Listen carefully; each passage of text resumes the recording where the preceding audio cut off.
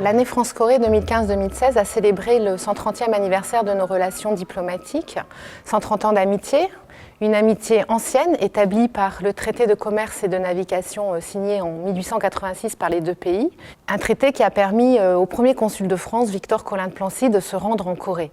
C'est par les œuvres qu'il a adressées au musée Guimet ou au musée de Sèvres que nous avons eu les premières connaissances de la culture coréenne. Cette amitié s'est ensuite nourrie des relations entre les artistes, notamment avec la venue des artistes coréens à Paris au début du XXe siècle, ce que nous a montré l'exposition Séoul-Paris-Séoul au musée Cernuschi. Et puis elle a été indéniablement renforcée avec la participation du bataillon français au sein de l'ONU lors de la guerre de Corée. Aujourd'hui, l'année France-Corée marque une nouvelle étape dans le développement du partenariat global engagé entre nos deux pays.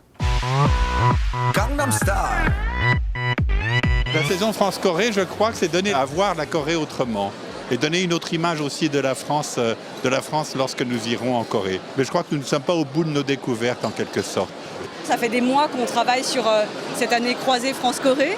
Donc là, c'est l'aboutissement de tout ce travail. Et pendant un an, nos deux pays vont vivre un peu à l'unisson, vont se faire découvrir leur culture.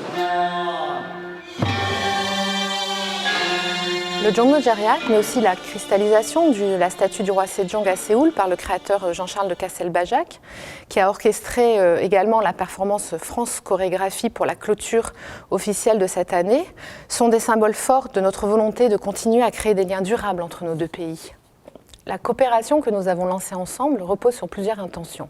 La première était de faire dialoguer les artistes, de les faire se rencontrer. À ce titre, la création Shinganenai de José Montalvo avec la Compagnie nationale de Corée est un exemple emblématique de ce dialogue culturel. C'est avec le même désir de rapprocher nos cultures, de les entremêler, que Arthur Noviciel a créé l'Empire des Lumières avec des comédiens coréens, une pièce qui a été jouée à Séoul et à Orléans. Un autre principe de la programmation a été qu'elle puisse initier de nouvelles coopérations entre les institutions, entre les opérateurs culturels. Par exemple, une très belle collaboration est née entre le Festival de jazz de Coutances et le Festival Jarasum à Séoul.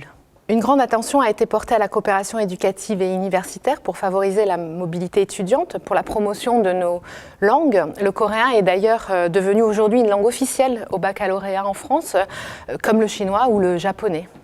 Les échanges économiques déjà très dynamiques entre nos deux pays ont également été renforcés, en particulier dans le domaine des startups, avec le lancement du French Tech Hub Corée, qui fait partie de ce programme d'échange pour l'innovation et l'économie créative entre nos deux pays. L'année de la Corée en France avait pour objectif de mieux faire connaître la culture coréenne, une culture largement méconnue en dehors peut-être de son cinéma, des grandes marques électroniques ou de Psy. Les publics français ont appris beaucoup des traditions coréennes, pour la plupart inédites en France, et présentées dans des institutions prestigieuses ou de grands festivals comme le Festival de l'Imaginaire ou le Festival d'automne.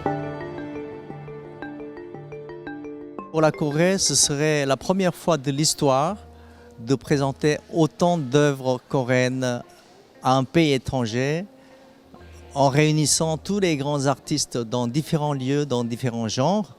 Et ce sera une très belle occasion pour les Coréens de présenter nos arts au public étranger. Et pour les Français, ce serait une excellente occasion de voir autant de magnifiques œuvres coréennes ici même. C'est encore mieux que les Coréens qui habitent en Corée, qui ne peuvent pas voir tous en même temps. L'exposition Séoul Vite Vite, Pali Pali comme on dit en coréen, a attiré plus de 150 000 visiteurs à Lille et a montré cette effervescence, invitant le public à se plonger dans l'hypermodernité de Séoul.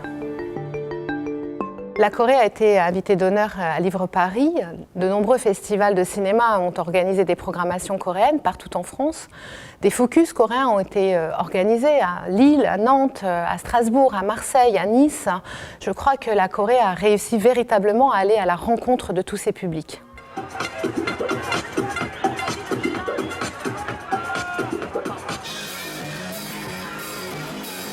Tous ces événements sont révélateurs de la popularité de la culture coréenne, cette hallyu, cette vague qui se diffuse partout dans le monde. Pour l'année de la France en Corée, dans un pays très francophile qui a l'habitude d'accueillir des artistes depuis de nombreuses années, Nous avons voulu montrer une France créative et innovante dans tous les domaines. Dans la culture, bien sûr, mais aussi dans l'économie, la recherche, la gastronomie, le tourisme. De grandes expositions patrimoniales, comme les mondes esthétiques du XIXe siècle, organisées par le musée d'Orsay, ou une exposition Renoir, ont été présentées, mais également de nombreuses expositions contemporaines. Les grands orchestres sont venus jouer en Corée, les compagnies de danse étaient à l'honneur dans plusieurs festivals, également les compagnies des arts de la rue, notamment au Seoul Street Art Festival, avec 10 compagnies françaises invitées. Le cinéma français, qui partage bien des affinités avec la Corée, a été l'invité de nombreux festivals, à Séoul, à Bucheon et bien sûr à Busan, le plus grand festival international de cinéma en Asie. Dans le domaine sportif, nous avions également envie de valoriser notre savoir-faire dans l'organisation de ces grands rendez-vous, comme le Tour de France ou Roland-Garros.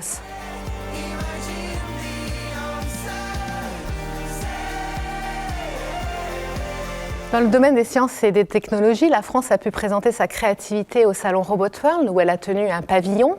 Mais nous avons également organisé un grand forum spatial avec les entreprises importantes de ce secteur pour la clôture de l'année de la France en Corée. Il était aussi très important de pouvoir partager avec le plus grand nombre ces événements dans une société coréenne hyper digitalisée, hyper connectée. Et nous avons fait le choix de lancer une plateforme vidéo en partenariat avec Naver, le Google coréen, pour pouvoir promouvoir tous les événements de cette année avec de larges publics. Au total, ce sont près de 500 événements qui ont été organisés dans les deux pays, sur l'ensemble des territoires. Près de 8 millions de personnes en France et en Corée ont assisté à ces événements, qui ont été aussi largement diffusés dans les médias français et coréens. Je voudrais rendre hommage à tous les artistes, aux créateurs qui ont participé à cette année. Je voudrais remercier tous les partenaires qui nous ont accompagnés. Au premier chef, le comité des mécènes de l'année France-Corée et ses 27 entreprises, et tous ceux qui ont contribué à la réussite de cette année. Merci à eux, Kamsahamnida.